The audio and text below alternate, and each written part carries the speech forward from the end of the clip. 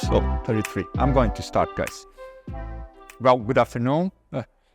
Yesterday we gave a tutorial on Kubernetes in the morning. I think some of you guys were here. In the afternoon, we spoke more at length about the MySQL operator. And it was more a hands-on. I think it worked well in the beginning, not so well after, because I made the mistake of not providing the attendees with a list of commands. And so I would type the commands and then wait, but then I had to move on. So that part was, next time it will be better done. But today it's a bit more high level in the beginning, and then if you agree, we will discuss a little bit more details. But the thing is, it's difficult for everybody at Percona to kind of accept at the first that we're going to run databases on containers, right, on Kubernetes. And that's precisely what we were discussing about it being stateless and everything. And we are used to have databases and support customers with problems, customers that, are very careful with maintenance periods and schedule that very, with a lot of time up front. And so the Kubernetes world was like a much more a dynamic environment. And so this question came up, and a lot of internal conversations about this. And I was one of the guys that thought, well, this is maybe a trend and it's going to go away, right? And over time, I started to understand that, well, no, this is going to be here. And in fact, it's quite interesting for some use cases we have, less so for others, and I think that's fine. And the goal of the operator is trying to make things easier for the user, at the same time more like a repetitive process where you won't make the mistakes on the deployment, right? So it both facilitates it and makes it more standard. And we were discussing what is it that we are trying to sell here with the operator, right? So what our proposal with the operator for the public and the users that will adopt it? That's the theme of my talk this afternoon. So does it deliver on its promises, right? So that part that I just took it from the Kubernetes manual. And the thing is, this is still kind of adapting, but you don't need to have stateless applications necessarily running Kubernetes because there is persistent storage available. Of course, that's what we use for databases and we use for other things as well. You just need to understand how it works, right?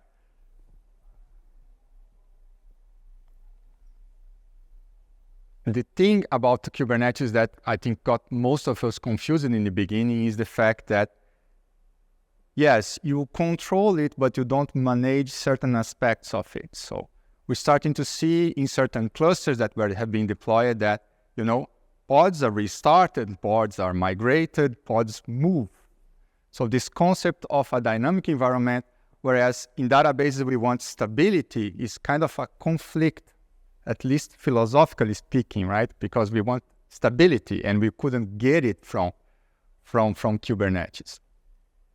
So if we had a few pods running here and then we will just be staring at the screen, put the load on, have it really work out, and then we start seeing, pods being terminated, and then going down, and then going up again, sometimes in a different node, right?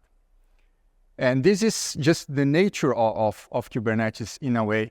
Can you make it less dynamic than this? Yes, you can. There's a lot of customizations you can make in the configuration to make it less moving parts, let's say. But the nature of Kubernetes is this, and you kind of need to accept that at one moment or another, it's going to happen. But the thing is, I think the most important part to understand here is whenever a pod, like let's say a PXC0 node goes down, when it comes back with the same storage that it was created with, right? And that's part of the configuration inside the operator to do that. So, and in the very beginning, I was telling this yesterday, in the very beginning, we made the mistake, well, made several mistakes, but we made one mistake that was going defined that if the pod is destroyed, the storage is destroyed with it. And we thought, well, this is PXC. So PXC, if a node goes down and it comes back, it tries to resync with the cluster and catch up on all of the transactions it lost while it was down. But if it was down for too long, it might need to recatch on everything. So instead of doing that, it's just the data set is rebuilt on that node, right? So if you lose one node here, and it goes down, you lose. It is terminated when it comes back with a fresh new storage. It is going to just resync with the cluster. It just will take more time, right? Because the whole data set is going to be transferred. Now, there was a few situations where we lost one pod. It was coming back up and doing this SST transfer, and then we lost another pod, and then there were two of them in that state, except one donor can only donate this data for one node at a time. So we had one with data, one receiving data from the donor, and the other waiting to get this data. And then the only node left with data went down as well. And so it was brought back with a fresh new storage, no data, no cluster. How did we fix this? We fixed this by really sticking the storage to each node. So even if the node is rebuilt, and if the node is rebuilt in a different cluster, this is going to be the case, right? So I think the change starts there, at least for me. And it's a bit of a mentality change to understand this concept of Kubernetes storage and database.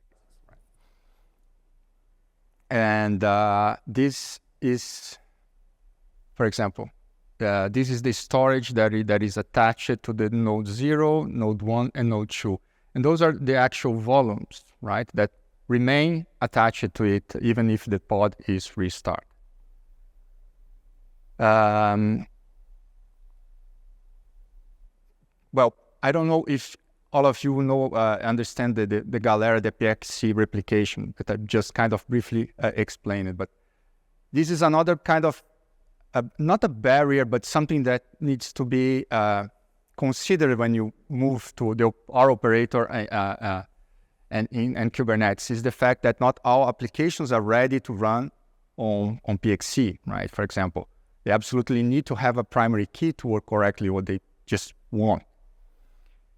But just coming back to this part, what's natural to think when we look at these suffix numbers here is to think like, wow, that this node here is going to be on node 0, and this other pod here is going to be on node 1 and node 2, but that's not the case. So the operator and Kubernetes will schedule nodes to different Kubernetes, schedule pods to different Kubernetes nodes not necessarily in this logical way here.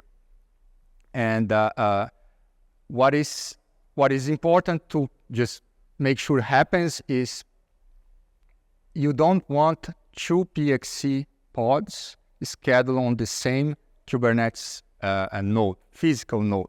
So you want to remain kind of with this high availability part covered, right? You want to have one node in each physical server. And that's also something that you can change, but it's already pre-configured in the operator. And this is how it looks like in practice. You have one physical node with 2 or 3 pods in each, and inside the pods you have the containers. And the main container is the PXC1, which is the actual database process running inside it. But you also have HAproxy for the high availability, or you have ProxySQL in its place. Now, the concept of server stability, which is what I was discussing in the beginning. In Kubernetes, you don't have that, and you need to let go of this thought, right, of server stability. If we talk about, bare metals and even virtual servers and uptime with MySQL, that's something you really need to let go to enter into the Kubernetes proposal for running database inside it.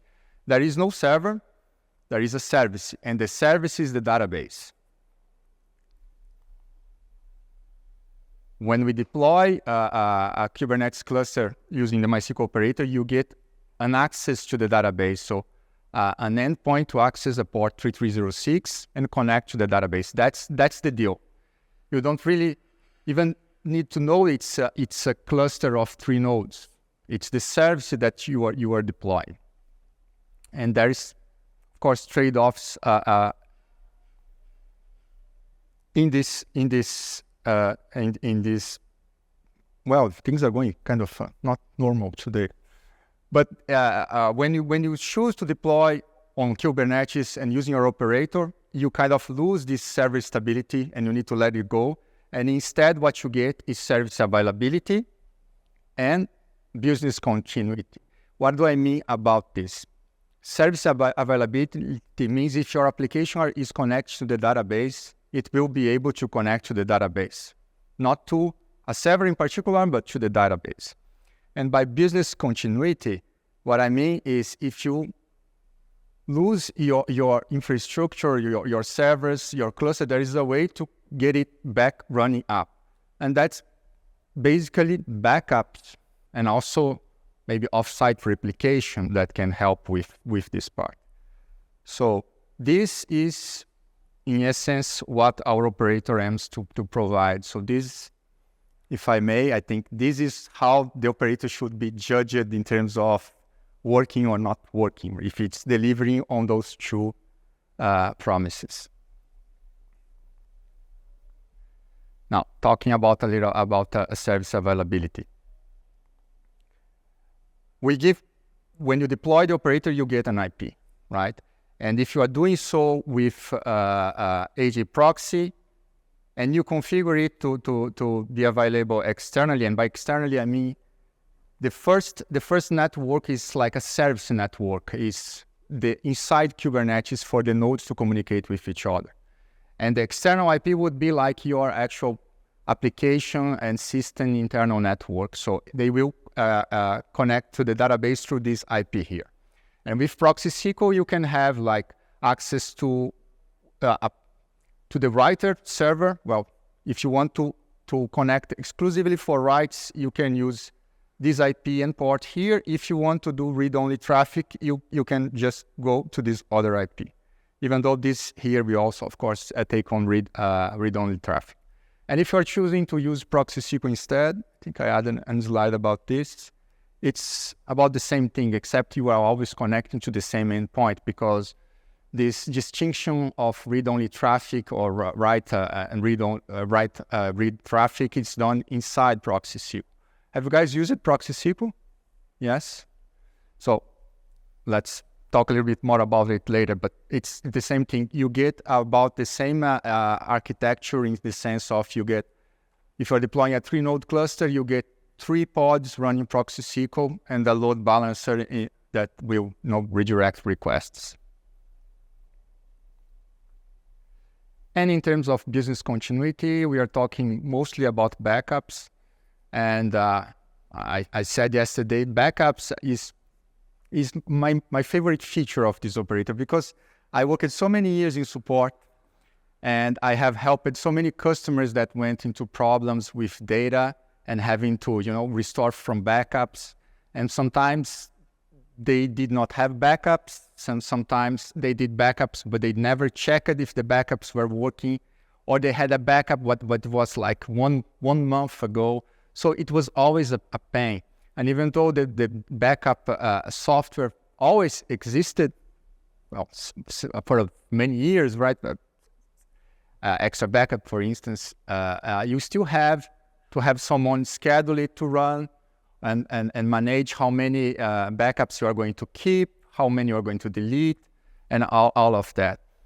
Well, one of my suggestions that Percona did not yet implemented was a product around extra backup, because extra backup is a tool, right? You can use to take backups, but if you want to manage your backups, you need to do it yourself.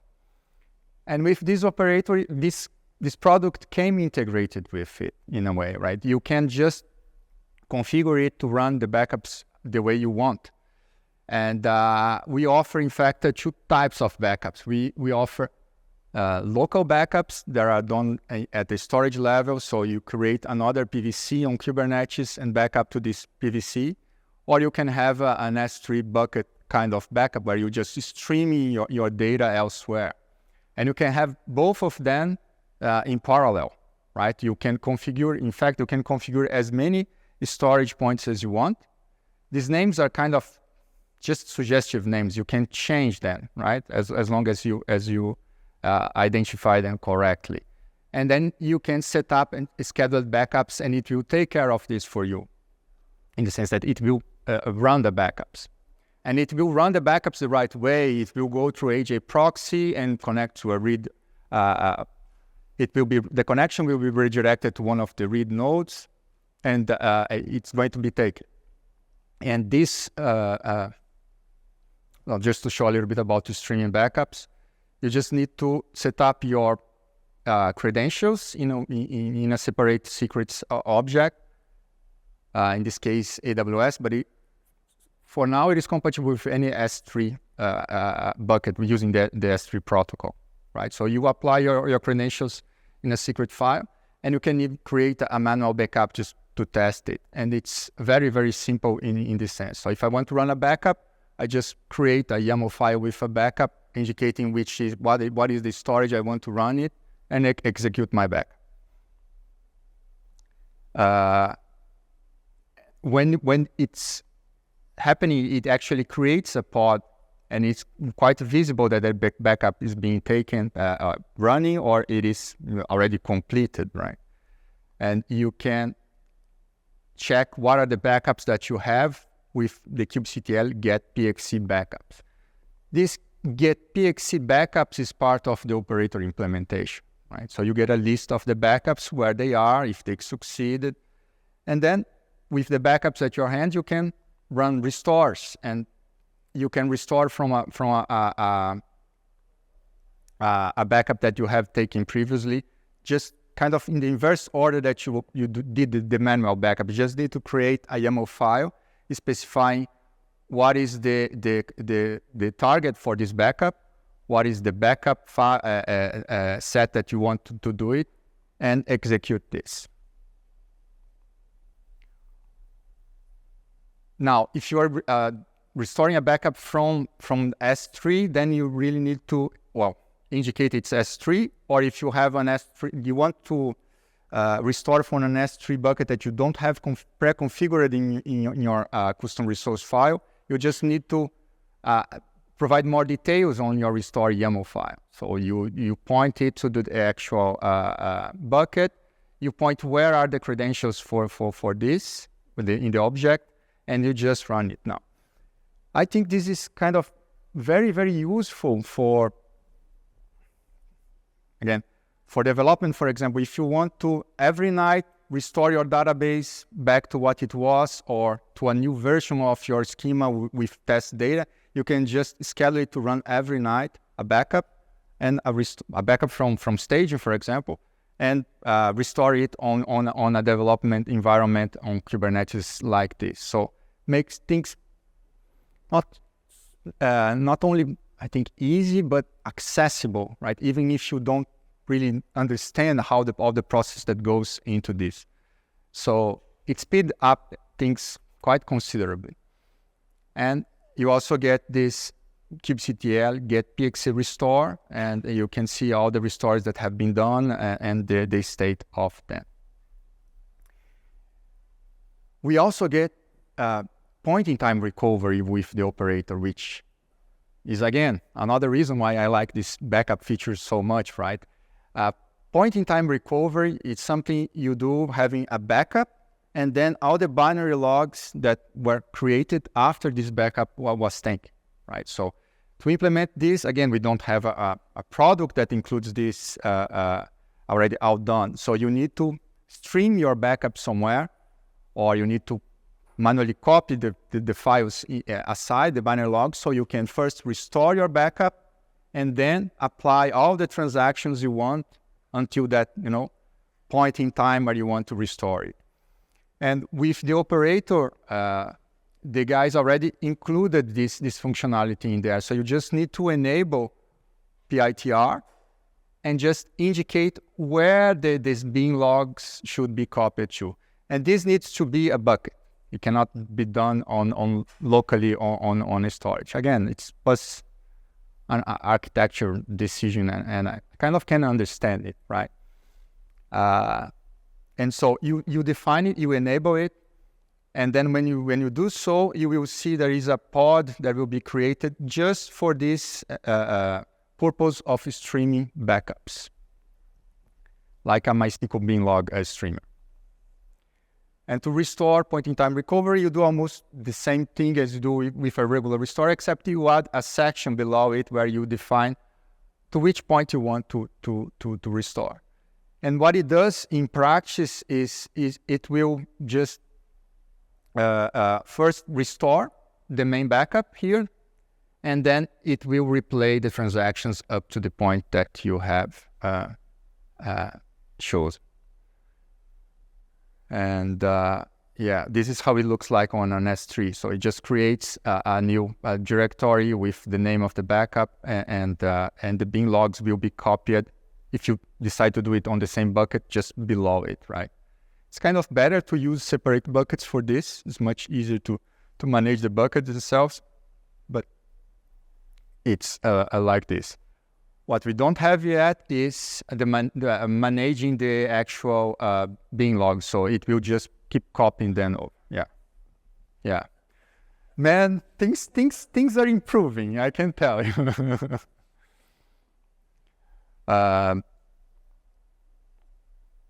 Well, you can also take that backup, and it's very easy to just take a local backup and restore it, for example, back in a different place, be it your computer or be it on a sidecar container, for example. And make it available outside of this Kubernetes environment where it's happening as well. And the sidecar container, for example, is quite useful if you are, just trying, let's say somebody dropped a table and just want to get that table back, right? So you can just deploy a sidecar container with the backup, restore it there. Either you can take the table space file and replace it manually on your cluster, but then you would have to do that on all 3 nodes at the same time. Or you can just, take a logical backup of that table and just restore it back in place.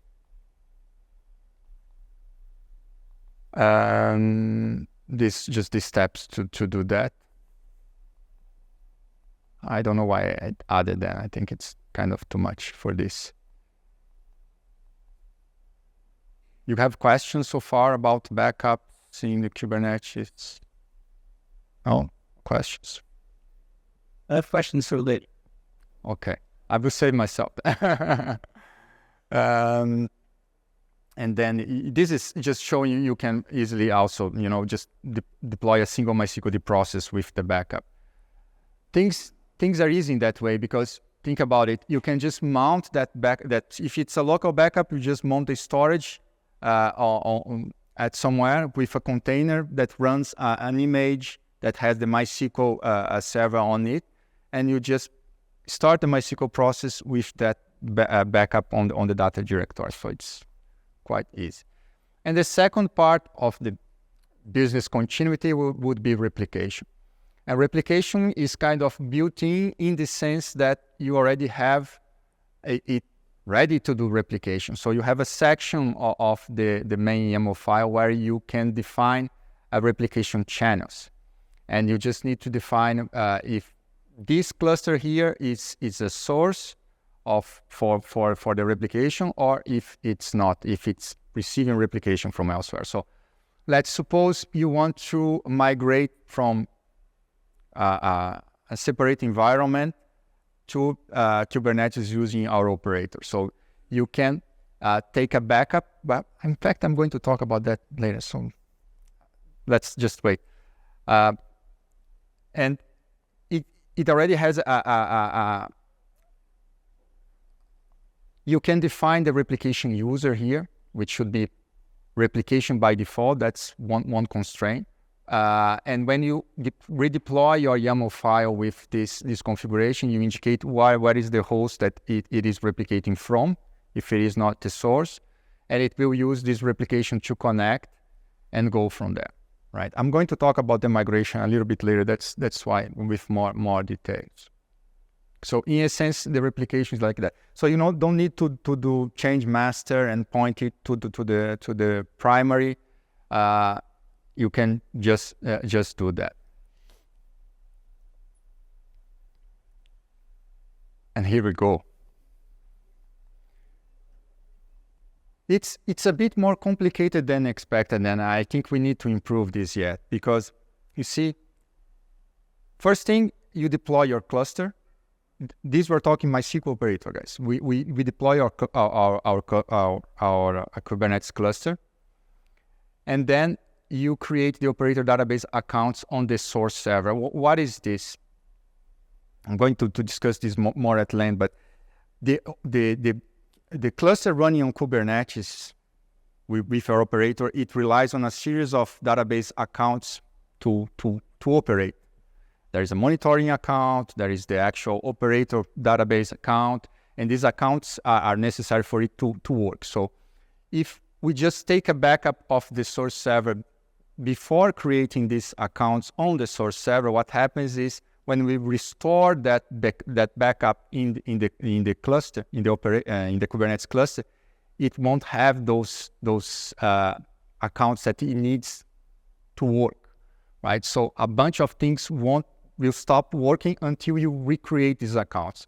This is why it's more interesting, for now at least, to create these accounts on the source initially, which is not always possible, right? But still, that's the most straightforward road. So you deploy a new cluster, you make sure that you create these accounts beforehand, or you are ready to create this just after you restore the backup that you take from the source. And then you configure the Kubernetes cluster to replicate from the primary, right? A final step would be to actually promote the Kubernetes as a primary. And this is mostly pointing your application to the Kubernetes endpoint, right? To the HAproxy endpoint or ProxySQL endpoint.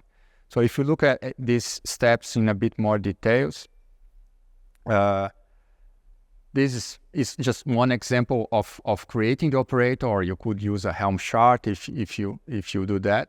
But you just deploy the new cluster, and then these are the database accounts that the operator relies on, and they are defined on the secrets file. So you have the root password, which you might just pre-configure it here with the root password of your source of your primary server.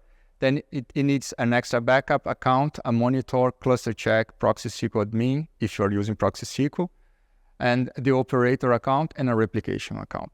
And these accounts, so this is showing the passwords, encoded passwords, which you could just use to create the accounts on the primary if you choose to do so. And this would be the steps to create the user accounts on the primary. And then there is several privileges that needs to be created. The good thing is that those are fixed stuff, right? So you just need to put it on a script and execute that. Again, not the most straightforward process, but still doable, right? After that, we take a backup with extra backup. We stream it to a bucket so the Kubernetes cluster can access it. And then we restore it the same way we would do with any regular backup. And after that, we just enable replication by setting the IP address, basically, because the replication user will be already there. And you just promote it, which would be actually, saying to our application, now you should connect to these endpoints instead. Make sense? Well, that's too using extra backup. You could also do these slower, just back up a single database and then the users, I assume the user's already there. And yes, you could take a logical backup and rebuild. Yes, you could. I'm just thinking it may be practical for several examples. It's true.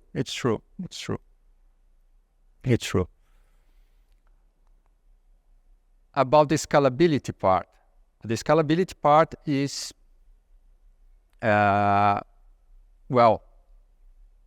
scaling vertically into the sense of adding more resources to your cluster, right?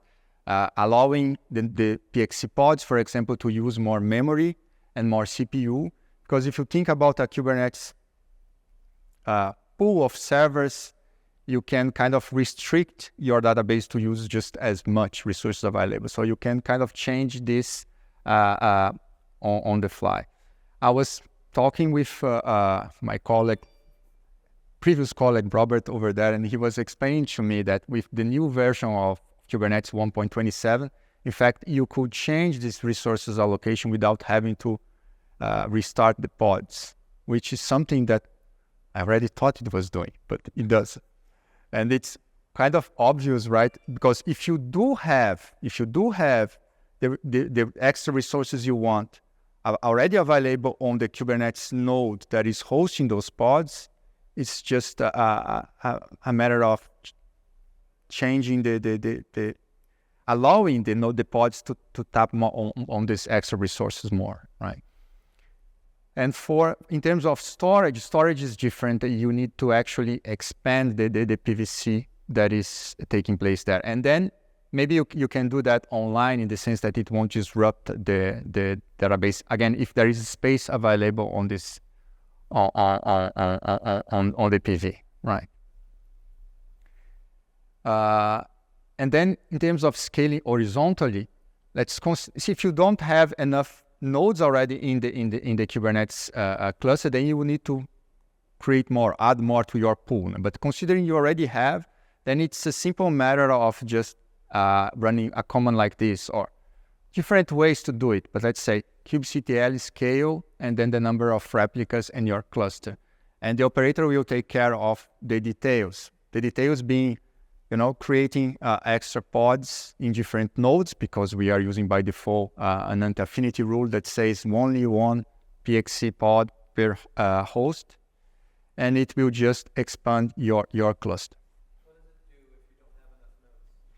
It will get stuck in the creation. It won't. It won't crash out. It's just the Kubernetes operation will be waiting until there are an extra node to continue. It will kind of block out other things if you don't throw this back, right? But it won't crash your nodes up. In fact, it won't do anything because it will try this first, and until it's available, it won't move on.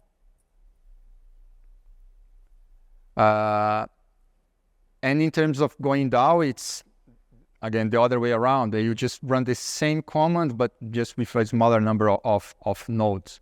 So you can go to 5, and then 5 to 3. Of course, it won't let you go to 2. It won't let you go to 1 because there is like a protection mechanism in the operator that says, well, a PXC cluster should run at least with 3 nodes, right? Or less than 3 nodes.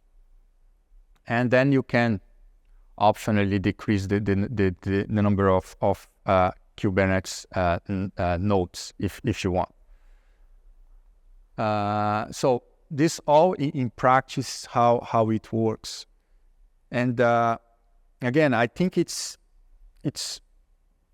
really, it lowers the time to deploy a new environment and make it available. And this is having in mind that what you get is access to a database, and what you get as well is the backups and the business continuity through replication or other means. That's the Kubernetes with our operator, deploying our MySQL cluster with our operator. So I did a few experiments that I want to just discuss some more details. That's when we go a little bit more, talking about more details, but you might have questions before that. I have a few. So we don't have small MySQL instances. We have fairly large ones. Like our smallest is 96 gigabytes. And so having a warm cache dramatically helps its speed. If Kubernetes is going to be restarting them periodically, they're going to be losing their cache for a while. Yes, nobody wants. So, and that's when you need to configure your Kubernetes environment to be more conservative in this regard, right? And you need to make sure that you are allocating your cluster, and not only your cluster, right? The other resources around your cluster that can share these resources without overusing them, and then set higher priority to the operator as well. I think from my experience, I have been seeing people doing that and then not working, and then coming back and discussing why it's not working, and then, oh, that's this other detail that was not set, so let's redo it. There's a learning curve in there, right? There's a learning curve, but yeah, it doesn't mean that you are going to deploy it on the operator and this is going to happen all the time. No, that's a concept I also myself thought it worked this way, but it doesn't. It does. I just don't understand Kubernetes enough to configure it not to happen. That was okay. Other questions? No? So now I'm just sharing a bit of I did some tests just to try and understand in terms of load, right? And what is the difference between running my system on, and again, it's a very unfair comparison because I'm just really trying to understand what it does. But my starting point was this. I'm starting with a single standalone database server, so just a primary and nothing else, right? But I wanted to use the same kind of server for my primary, so I just picked up one instance type that has like 8 vCPUs and 30 gigabytes of memory, and made it my database server. And then I created an application server running sysbench just to create the node and a PMM server. And this experiment, it was like done with almost no tuning, or the only thing I did was really setting up the buffer pool larger and the read log as well, right? And just increase the number of the table cache and max connections, and prepared statements because of the workload I was running with sysbench. And at the let's say kernel level, I just increased the open files limit, and also this for the network. And the test was just creating a data set with both the data and indexes with 100 gigabytes, which was much less, but not less than the memory I had. Memory was 30 gigabytes, so less than 4 times this, but enough to have all my hot data in memory, right? And I ran the benchmark using these options here. So 192 threads to just create it, and in fact I experimented with that until I had enough CPU use for this, right? That was my criteria.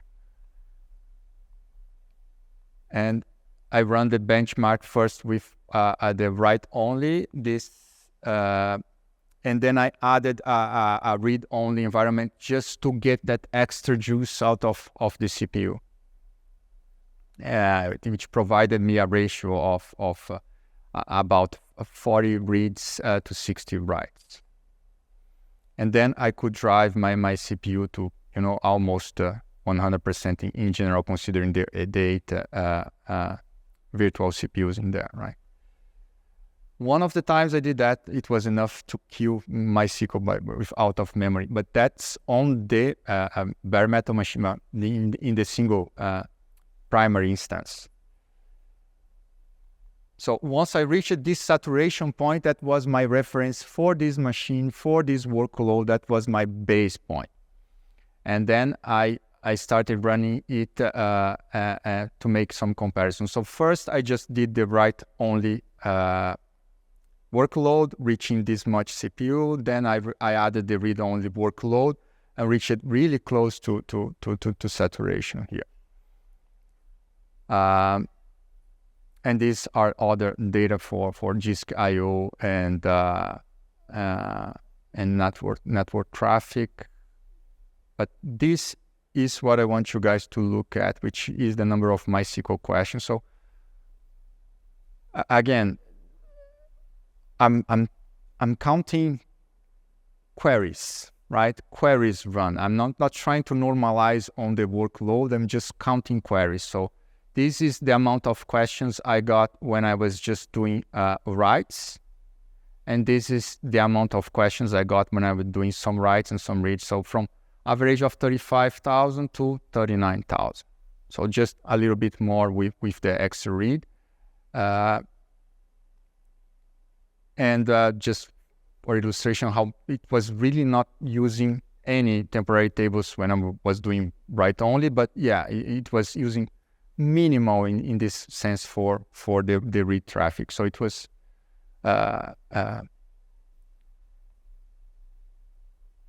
really like this, and this for the InnoDB writes and reads. I don't want to go into the details for the comparison of this. It's more like to show you the data. And then I run the same thing on the Kubernetes cluster. But what is the basic difference here? Why I'm really not trying to compare things? Because one I'm running one thing on a standalone server, the other I'm running on PXE to start, right? And PXE, you have all the replication that needs to take place and the latency that goes with that. But when I was doing this, the proposal was try to understand for a regular user that was running the workload in this context and wanted to migrate to our Kubernetes operator, it would get PXE. That's what we have as a general available operator, because the MySQL operator is still being kind of improved. It's not GA yet. So I read the exact same workload, and I pointed it to the endpoint. So for the write only, I pointed it, of course, to node 0, which through HAproxy, right? And I got way less throughput as expected, right? But the CPU usage was very less than in comparison with the standalone server. So why don't I get more CPU use and get to process more transactions? And the problem wasn't really disk I/O. So what was holding me back on this? And then that's the real difference of PXE, in the sense that I had the other nodes telling the primary that say, hey, I'm having trouble catching up with you. Can you slow down? Can you please slow down? So then it slowed down. And that was the reason why it wasn't getting the same amount of the same, a better performance, let's put it that way, right? It was all the time doing the flow control requests. And this was internal conversations discussing, yeah, it's not enough just to deploy to the operator on a production environment. You really need to tune it as you would have to tune it for any PXE, right? So that's something, again, I think can improve in terms of defaults, because it's one thing when when you are offering a product like this that wants you to facilitate your entry into this, you should also kind of soft tune a bunch of other things as well, and this is one of them. So and this showing the write only on the Kubernetes cluster, and then a different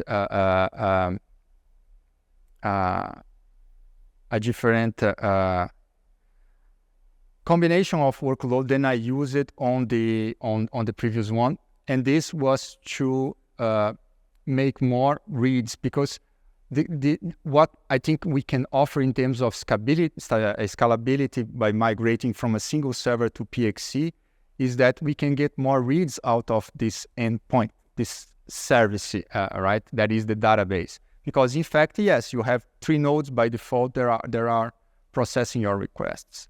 So when I increase it up to 256, I did got to saturate the CPU on node 0 here. And this produced like more questions, more transactions, right, than in the first read-only workload. And this in terms of InnoDB row reads and writes. And well, that was my first observation in terms of the environment I had available. It means I could not process as much writes as I could on a primary. What I could really do was process more reads. So I need to take that into consideration when I am doing that kind of migration. So you lose on writes, you gain on reads. Basically, when you comparing this primary with the PXE environment. And I could not bring it the load more than this, right? Because I got it the node shut down. And this is something instead of getting an out of memory from the kernel, I got the node shut down. Not the probe in the operator. Yes, yeah. Oh, you will? Okay. I will give you some time. And again, even though the node 0 was working close to limit, I would expect the other 2 nodes not to, because all the writes were being pointed to node 0, right? So node 0 was really working, the other 2 nodes were not. But what happens is that you actually, that's to show in terms of connections, right? There are a lot of active connections on node 0, but not as much in the other 2 nodes. This for the write-only workload. And what happens is that, replication was really taking the writes were really taking the CPU up, right? In terms of memory and in terms of questions. And here we have the collective amount of transactions processes. So if we take into account reads, so yes, we are processing way more transactions than in the single or primary environment. So roughly 81% more read traffic from this change. And so from almost 40,000 to a collective of 71,000 questions on the operator. But again, this was just a test to understand the differences.